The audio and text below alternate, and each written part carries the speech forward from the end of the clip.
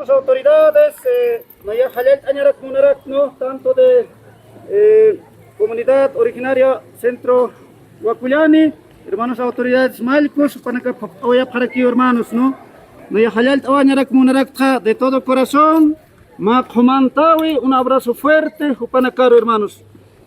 Ucamaraki, de la misma manera, agradecer munarak a los hermanos de autoridades de comunidad originaria Huarichico, Jupanacasa y Paraquí. Amigos, podemos apreciar acá a las autoridades entrantes de las distintas comunidades.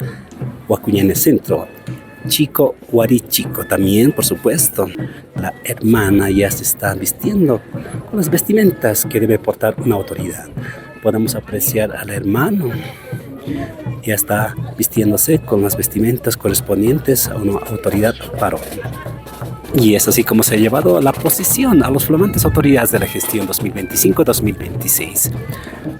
Luego tenemos la respectiva felicitación, quienes también van a ejercer por un año. Quienes felicitan las autoridades cantonales, autoridades subcentrales, por supuesto también se tiene la presencia de las autoridades municipales del municipio de Tiwanaku.